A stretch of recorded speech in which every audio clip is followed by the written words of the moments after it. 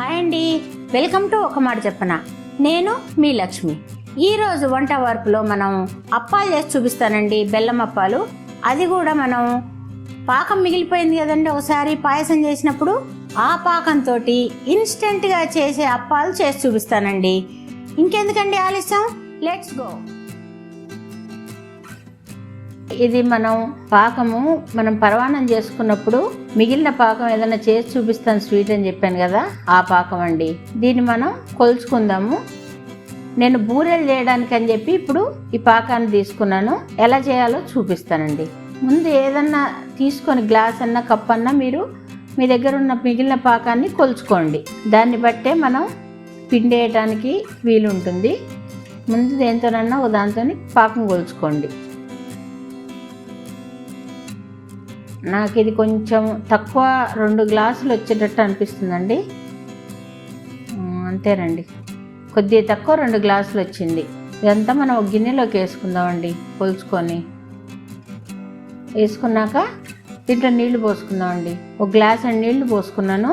ఇదంతా మనం పాకం అంటుకొని ఉంటుంది కదా, దాంట్లోనే పోసుకొని ఒక్కసారి చక్కగా కలుపుకొని ఈ పాకంలోకి పోసేసుకోండి.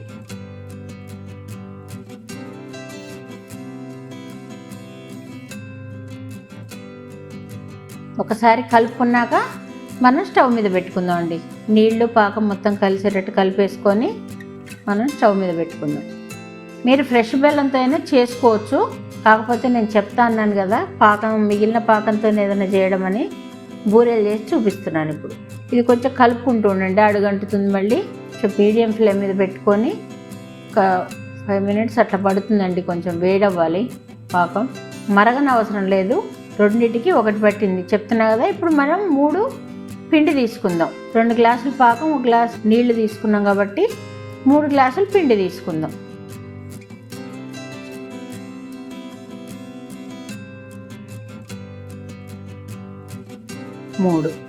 మూడు గ్లాసులు తీసుకున్నాం. బియ్యపిండి అండి ఇది. మీరు కావాలంటే 2 బియ్యపిండి, 1 గోధుమ పిండి వేసుకోవచ్చు. ఇప్పుడు ఇది ఇలాచి పౌడర్ అండి, పట్టి పెట్టేసుకున్నాను. ఇలాచి పౌడరు, పాకంలో ఇలాచి పౌడర్ వేసుకున్నాను. మీరు మొత్తం బియ్యపిండితో అయినా చేసుకోవచ్చు, లేదు 2 బియ్యపిండి 1 గోధుమ పిండితో కూడా చేసుకోవచ్చు. నేనైతే మొత్తం బియ్యం పిండే వేస్తున్నాను. సో వేసి చక్కగా కలిపేసుకోండి. సిమ్ మీద పెట్టి కలుపుకోండి, ఉండలు లేకుండా. స్టవ్ హై ఫ్లేమ్ వద్దు, సిమ్లో పెట్టేసి కలుపుకోండి. చక్కగా ఉండలు లేకుండా మెత్తగా ఉంటుంది. బాగా కలుపుకోవాలి. కొద్దిగా దగ్గర పడేదాకా ఒక 2 నిమిషాలు మాత్రం స్టవ్ మీద ఉండాలండి. ఇట్లా కలుపుకుంటూ స్టవ్ మీద ఉంచుకోవాలి. చూడండి చక్కగా కలిసిపోయింది. ఇప్పుడు స్టవ్ బంద్ చేసేస్తున్నాను. ఇప్పుడు దీంట్లో మనం నెయ్యి వేసుకోవాలండి. పాకంలో వేసుకోలేదు కదా, ఇప్పుడు దీంట్లో వేసుకోవాలి. పాకంలో వేసుకోకుండా పైన వేసుకుంటేనే బాగుంటుంది. మనం ఒత్తేటప్పుడు చేతికి అంటుకోకుండా ఉంటుంది. ఒక 2 చెంచాలు నెయ్యి వేసుకొని చక్కగా కలుపుకోండి. కలుపుకున్నాక కొంచెం చల్లారాలి పిండి. ఇది వేసి కలిపేసుకున్నాక చల్లారనివ్వండి పిండిని. స్టవ్ మీద నుంచి దించి పక్కన పెట్టేసుకోండి. ఇదంతా కలిపేశాక స్టవ్ మీద నుంచి దించి పక్కన పెట్టుకొని చల్లార్చుకోండి. ఇప్పుడు నూనె వేడి చేసుకుందాము మనం బూరెలు వేయించుకోవడానికి. ఇప్పుడు ఇది నూనె రాసుకొని ఉండలు చేసేసుకున్నానండి. మనకి ఏ సైజు కావాలో ఆ సైజులో ఉండలు చేసుకోవచ్చు.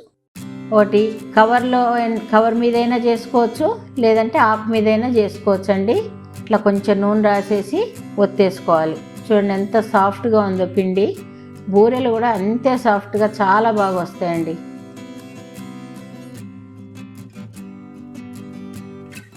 ఇది వాటంతట అవే పొంగుతాయండి. మనం ఏమి వేయంగానే కలపొద్దు. చూడండి కొంచెం పొంగుతాయి. పొంగిన తర్వాత కొద్దిగా ఎర్రగా అయిన తర్వాత అప్పుడు తిప్పుకోవాలండి. చాలా ఫాస్ట్గా అయిపోతుంది మనకి, ఎక్కువ టైం కూడా తీసుకోదు. చాలా టేస్టీగా ఉంటుందండి. ఒకసారి అట్లా తిప్పేసుకోండి. చూసారు కదా, చాలా బాగా పొంగి చక్కగా వచ్చాయండి. ఇవి మీరు ఇట్లా తీసుకున్నాయని లేదు, నూనె ఏం పీల్చుకోవు. లేదంటే ఒక గరిటెతోని తీసేటప్పుడు ఒత్తేసుకోవచ్చు, మీ ఇష్టం. నూనె అయితే ఏం పీల్చుకోవండి, కానీ నేనే ఎందుకు అట్లా ఉంచడం అనేసి ఒత్తున్నాను. మీరు అట్లానే కూడా సర్వ్ చేసుకోవచ్చు, బాగుంటాయి. చూడండి ఎంత బాగా పొంగాయో. ఎక్కువ టైం పట్టదండి, ఒక 2-3 మినిట్స్లోనే చక్కగా వేగుతాయి. అంతేనండి, మనకి బూరెలు చక్కగా రెడీ అయిపోయి మీరు అప్పటికప్పుడు తినాలనుకున్నప్పుడు ఎక్కువ టైం తీసుకోకుండా చక్కగా తయారు చేసుకోవచ్చు. అలాగే మీకు ఈ వంట నచ్చినట్టయితే ఓ లైక్ చేయండి, షేర్ చేయండి అండ్ మా ఛానల్ని సబ్స్క్రైబ్ చేయండి. బెల్ ఐకాన్ కొట్టడం మాత్రం అస్సలు మిస్ కాకండి. ఇంకో వంటతో నేను మళ్ళీ మీ ముందుంటాను. బాయ్.